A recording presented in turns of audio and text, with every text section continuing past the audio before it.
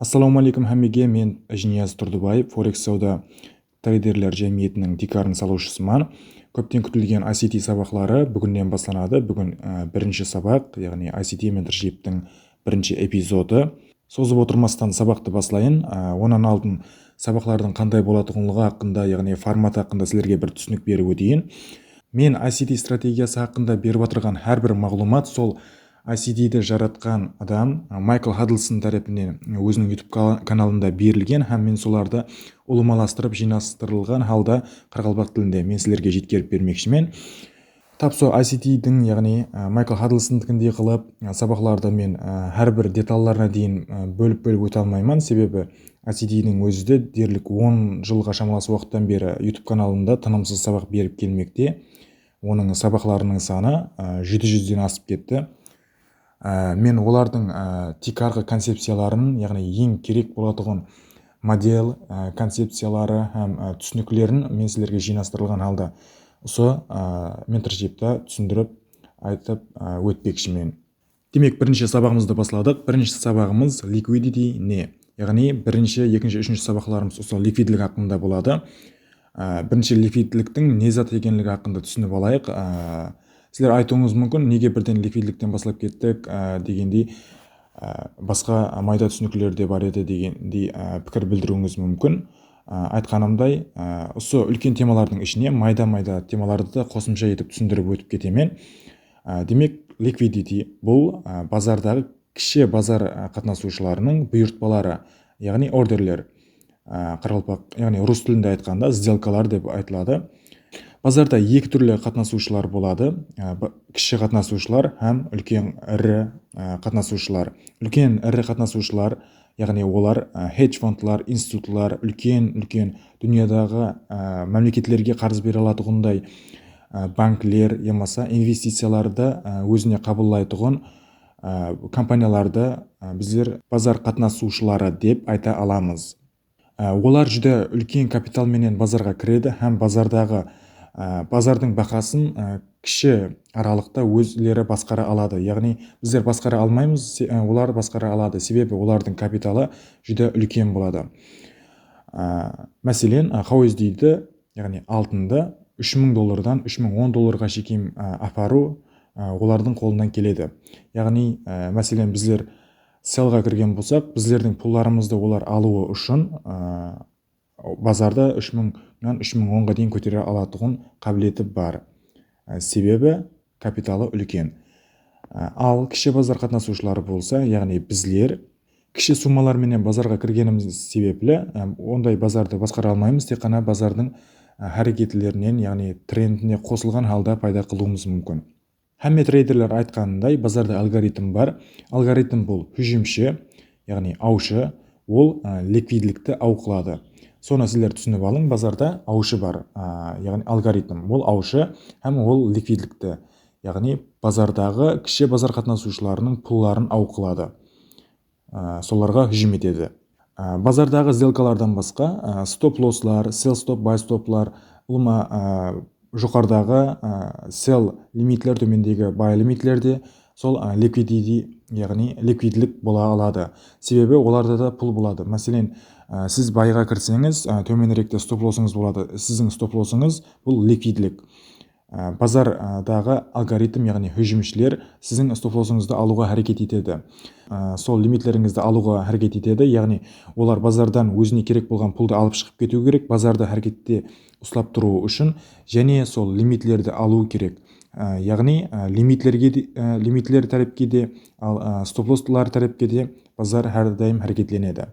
Себебі сіздердің стоп-лоссыңыз тұрған жерде кімдірдің байымасы сел лимитлері тұрған болуы мүмкін.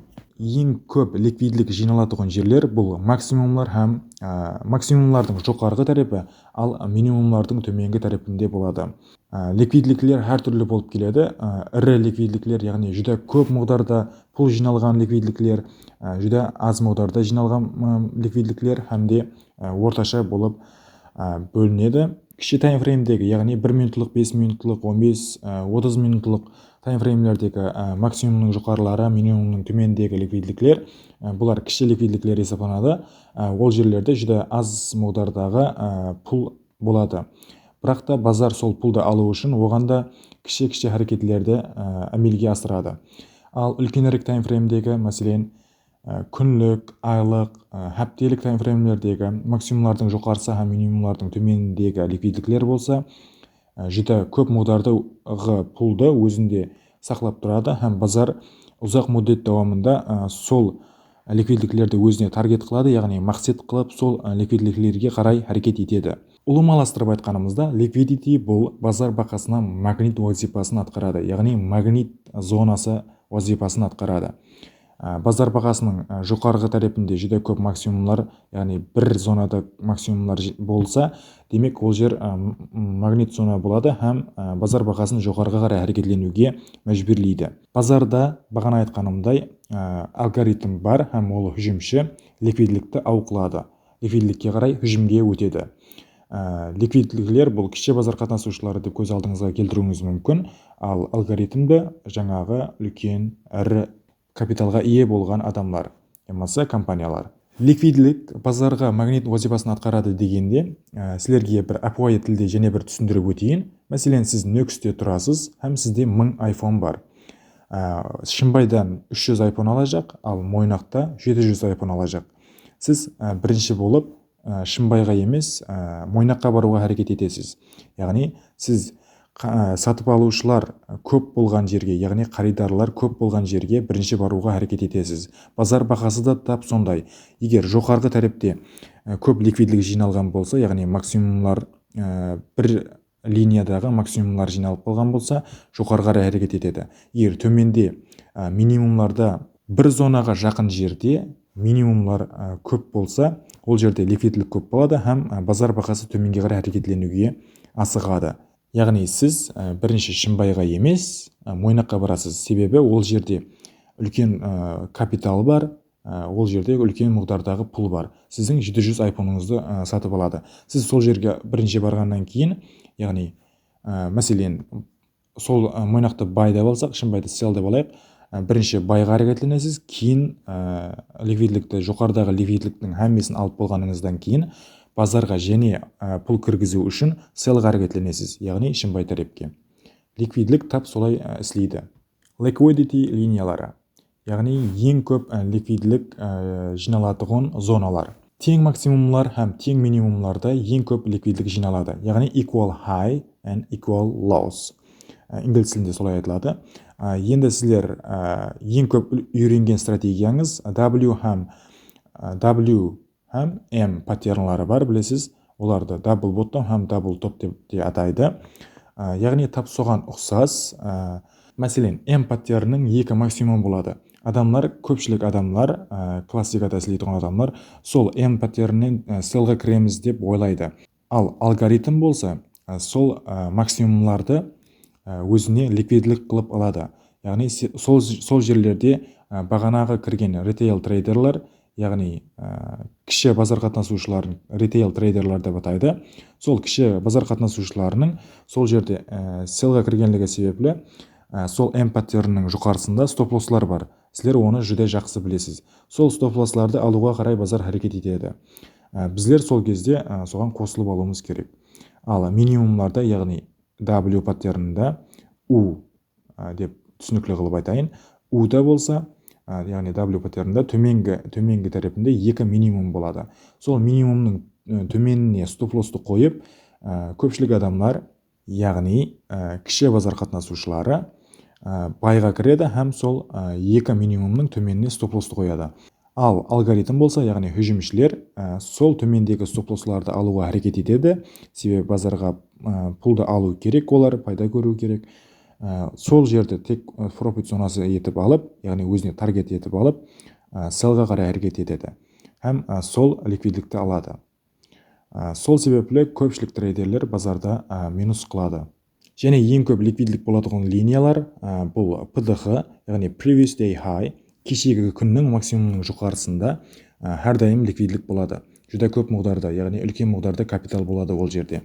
Базар ол жерде де алуға әрекет етеді. Сіз PDH, яғни өткен күннің максимумы һәм минимумларын анықтауыңыз үшін күнлік таймфреймге өтесіз һәм сол бір шам алдыңғы шамның саясының максимумлары һәм минимумларын линияменен сызып алуыңыз керек. Trading view'да һәм солар сіздердің зоналарыңыз болады, ликвидлік зоналарыңыз. PDL бұл previous day low, кешегі күннің минимумы, минимумның төмені ликвидлік зонасы болады. Ал previous week PWH, яғни previous week high, өткен хәптен максимумның жоғарысы да ликвидлік зонасы. PWL previous week low, өткен хәптен минимумы төмені. Previous month, яғни PMH, мұнан айтып отырмын. PMH previous month high, өткен ай максимумы. Сол өткен ай максимумның жоғарысы да ликвидлік зонасы. PML previous month low, өткен ай минимумы. Және бір ликвидлік түрі бұл trendline liquidity, яғни тренд линия жоғарысы һәм төмені. Көпшілік классик трейдерлері базар төменге қарай түсіп бара тұрғанда соның жоғарысынан ликвидлік тартады һәм сол жерден селға кіруге әрекет етеді. Яғни базар бағасын төменге қарай түсіруге әрекет етеді. Ал алгоритм болса, яғни hüжімшілер, ICT трейдерлері сол линияны ликвидлік деп алады һәм сол жоғарғы тарапын ликвидлік, яғни таргет зонасы ретінде алып, сол ликвидлікті алуға үшін базарға кіреді. Ал жоғары қарай өсіп бара тұрғанда асты бетінен линия тартады, сол линиядан бай үшін кіруге әрекет етеді ритейл трейдерлер. Ал алгоритм болса, сол төменге линияны өзінің ликвид зонасы ретінде алып, яғни таргет етіп алып, сол селға кіріп, сол ликвидлікті алуға әрекет етеді. Соны түсініп алың, ликвидлік линиялары біздерге take profit зоналары ретінде істеп береді. Базарға кіруімізден алдын әлбетте біздер take profitті қай жерге қоюымызды білуіміз шарт. Бұны қағида етіп жазып алың дәптеріңізге. Ликвидлік зоналары біздерге take profit зоналары ретінде істеп береді. Біздер сол ликвидліктерге hüжім етуіміз керек, егер базарда пайда көреміз десек. Екінші жолында, яғни ликвидліктер біздерге entry зонасы, яғни базарға кіру зонасы ретінде де істеп береді. Бұны кейінгі слайдта сіздерге түсіндіріп өтемін. Сіздерменен жүдә көп түрдегі ликвидлік түрлерін үйреттім. Солар ликвидлік жиналатығын жерлер есапланады, яғни линиялар. Бүгін біздер тек қана сол тең максимумлар һәм минимумлар, яғни equal high һәм lows, сол ликвидлікті үйренеміз. Ал қалған ликвидлік түрінің кейінгі эпизодларда, кейінгі сабақларда үйреніп өтеміз. Мен сіздерге идея тазалаған кезімде BSL дегенді көрген шығарсыз, сол buy side liquidity деп аталады, яғни бағаның жоғарғы тарапындегі ликвидлік. Бағанаға айтқан M паттерн ұсы buy side liquidity. BSL деген ұсының қысқартпасы. Бірінші біздер базарға кіруден алдын ұсы ликвидлікті анықлауды үйреніп алайық. Buy side liquidity, яғни ұсындай M паттерн пайда болады. M паттерн бірінші максимумы, екінші максимумы со бірінші максимумды жоғарға өтіп кетпеу керек. Со төменіректе де болуы мүмкін, мына жерлерде де болуы мүмкін, бірақ төмен түсіп кетпеу керек. M-ға ұқсау керек, M паттерні. Бірақ бірінші максимумды алып қоймау керек. Кішкене болса да осындай босылық қалдырып төменге түсу керек. Сол кезде біздер бұл максимумды buy side liquidity деп аламыз. Һәм біздер осыны алуға қарай байға саудаға кіруіміз мүмкін. Ал SSL деген бұл sell side liquidity, сол сөздің қысқартпасы инглиз тіліндегі бағаның төменгі тарифіндегі ликвидлік. Яғни минимумлардағы ликвидлікті біздер sell side liquidity деп жазып қоюымыз керек, анықлап алуымыз үшін. Демек W паттерні.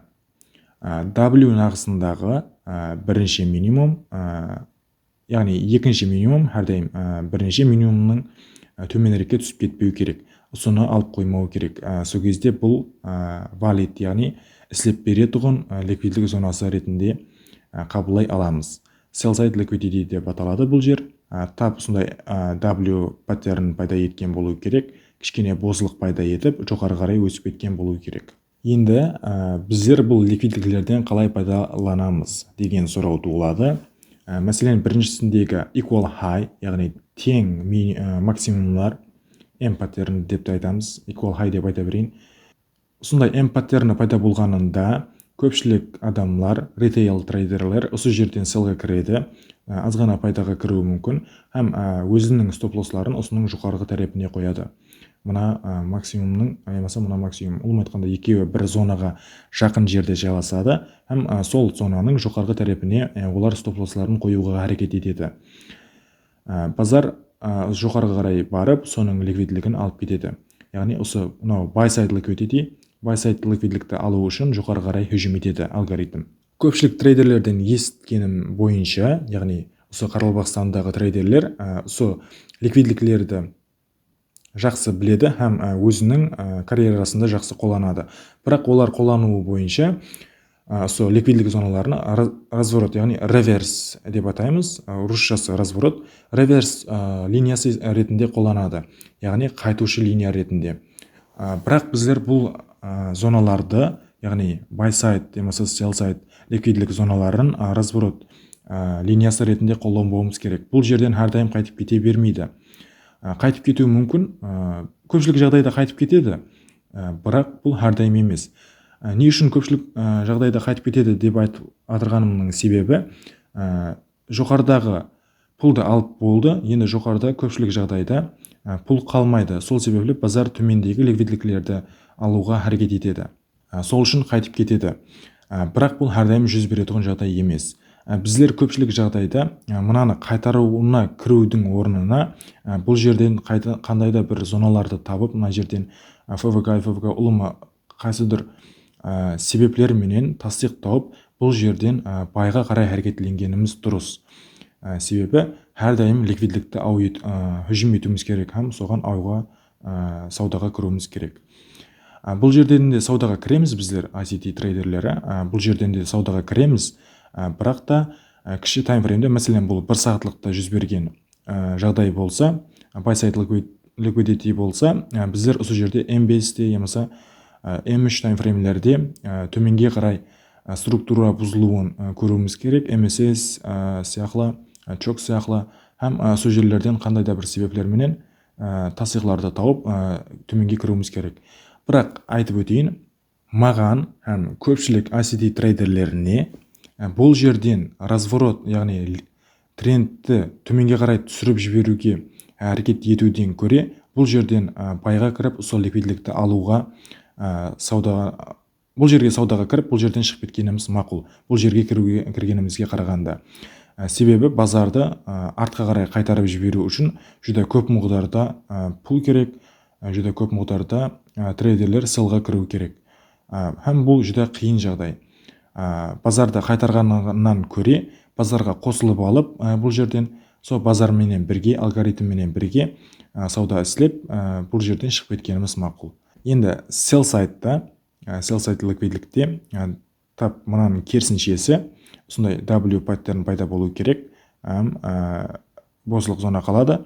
Біздер бұл жерден sellға кіргеніміз мақұл, һәм соны таргет етіп алуымыз керек.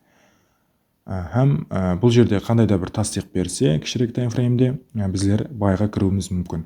Енді бұл жер қайтарады екен, емаса бұл жерден байға кірсем, бұл жерден селға кірсем, ұшынан ұстап аламан дегендей, болды түсіндім дегендей, енді бірден саудаға кіріп кетпең. Оннан көре сілерге бір уазипа, осы сабақтан сілерге үйге тапсырма ретінде алың.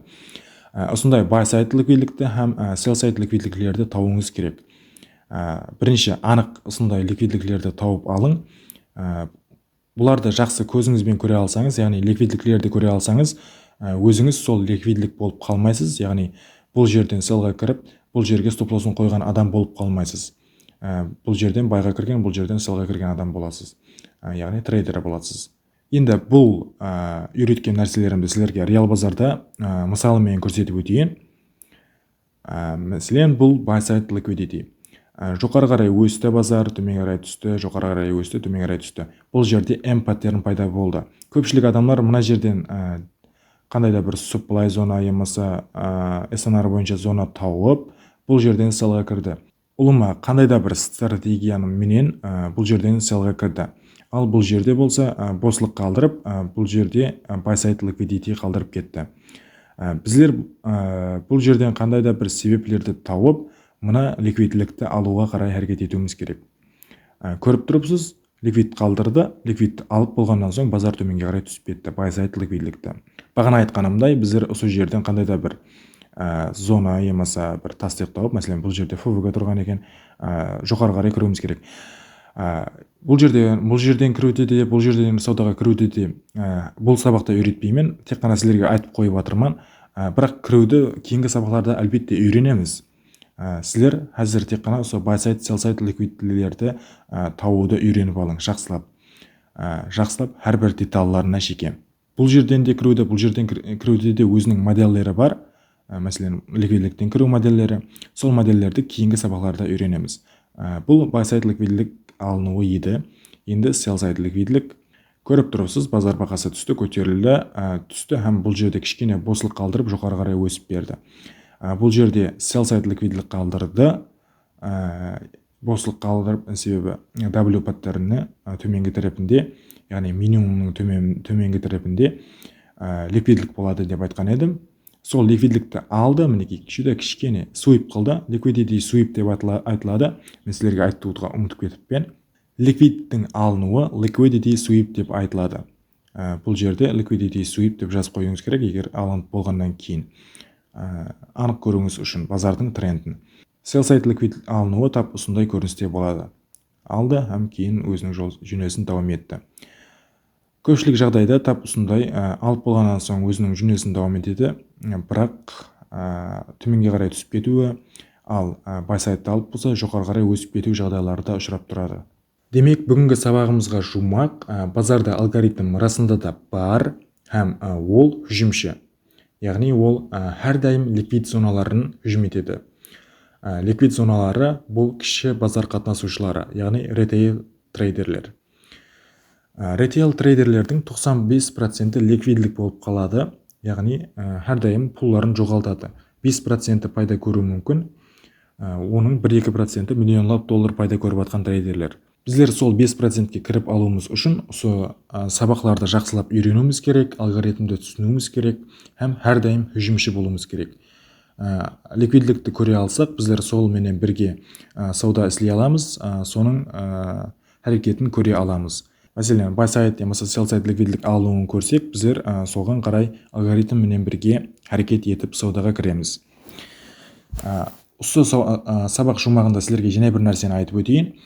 Мәселен, көпшілік трейдерлер зоналар менен істейді. Мәселен, базар бағасы 3300 болса, олар 3310 зонасынан қандай да бір зона тауып, сол жерден селға кіреміз дейді. Ал 3290 зонасынан қандай да бір зона тауып, байға кіреміз дейді. Бұны мен тек мысал ретінде айтып жатырмын. ICT трейдерлері ондай қылып саудаға кірмейді. Біздер сол зонаны істеп береді деп сол зонаға қарай күтіп отырмаймыз. Сценарий маса басқа бір трейдерлер сияқты. Біздер сол зонаға баруын білеміз бе бағаның? Мәселен, 3000-да базар бағасы тұрған болса, 3310-ға баруын білеміз бе? 3300-ден сол зонаға шекем байға саудаға кіруіміз керек. Төмендегі 3290 зонаға баруын білеміз бе? Болды, соған дейін селға істеуіміз керек, қандай да бір тастық тауып. Яғни біздер базар бағасы менен қосылып аламыз һәм сауда істейміз. Разворотқа да істейміз, бірақ ол жаңағыдай ликвид алынған кезде, базар структурасы өзгерген кезде. Яғни анық біздерге тастиқларды берген кезінде ғана біздер саудаға кіреміз. Екінші жұмағымыз бұл BSL, яғни buy-side һәм sell-side линиялары реверс, яғни разворот линиялары емес. Базар бағасы жөнелісті өзгертпестен өзінің әрекетін давам етуі де мүмкін. Buy-side һәм sell-side линиялары көбінше бірдей таймфреймдерде болады. Яғни бұл не дегені? Мәселен, бір сағаттылықта сіз buy-side ликвидлікті таусаңыз, яғни жаңадай бір максимум, кейінгі екінші максимум оны ала алмай қалған максимум болып төменге түсіп кеткен. Сонда айтып, бір сағаттылықта buy-side таусаңыз, sell-side'ды да сол бір сағаттылықта таба аласыз. 5 минутлықта buy-side таусаңыз, 5 минутлықта sell-side линиясы да болады. Сол buy-side һәм sell-side линиялары көбінше бірдей таймфреймде болады. Сіз бір сағаттылықтан buy-side тауып, 4 сағаттылықтан sell-side немесе хәптеліктен sell-side'ды тауыңыз, бұл логикаға туры келмейді. Айта жағын, buy-side һәм sell-side көбінше бірдей таймфреймлерде болады. Жаңа мысал етіп айтқан жағдайлар реал базарда да көрсетіп өттім. Сол жағдайлар әр күн жүз бере бермейді. Яғни біздер әр күні сауда істемейміз. Сол біздердің қағидаларымызға, принциплерімізге, стратегиямыздың қағидаларына тура келе ме, сол күні сауда істейміз. Яғни сол күні сетап қыламыз. Мәселен, кешегі аптеде бірінші күні, екінші күнлері біздерге ешқандай базар имканият бермеді. Яғни тек рейндж, емаса біздердің стратегиямызға тура келетұғын имканиятларды бермеді. Яғни біздер білетұғын модельдерге тура келетұғын жағдайлар болмады. Сол себеплі біздер бірінші, екінші күнлері сауда істемедік. Ал үшінші, төртінші күні болса, жүді идеал тәрізді біздердің модельдерімізге тура келетұғын, buy side, sell side ұқсас өздеріміз білетұғын концепцияларға тура келетұғын имканиятларды берді, һәм біздер сол күнлері сауданы қылдық. Һәм пайдамызды алып шығып кеттік 5-6%. Ал бесінші күні болса, не болды? NFP болды. NFP күні біздер сауда істемейміз. Сонда қағида етіп алуыңыз мүмкін. Неуіз күнлері біздер сауда істемейміз. Жаңағыдай үлкен неуіз күнлері. Ең ахметлі жұмақ бұл сіз ликвидлік болып қалмаң. Яғни ритейл трейдер болып, сіз әрдайым ритейл трейдерсіз, бірақ ликвидлік болып қалмаң. Яғни кіші базар қатынасушыларының ликвидліклерін көре алың. Көре алу тап осы сабақтан басланады. Сол ликвидлікті көрің, алгоритмменен бірге сауда істең, хүжімші болың. Бұл сабақтан сіздерге тапсырма сонан ібарат. Әрбір сабақты құнтпен үйреніп, әрбір деталларын жақсылап өздеріңіз өзлестіріп алың, миыңызға сіңдіріп алың. Бүгінгі сабақтан тапсырма buy side һәм sell side линияларын жақсылап үйреніп алың. Яғни M һәм W паттерналарындағы ликвидліклерді. Бүгінгі сабағымыз ақырына жетті. Сау болың, кейінгі сабақта көріскенше аман болың.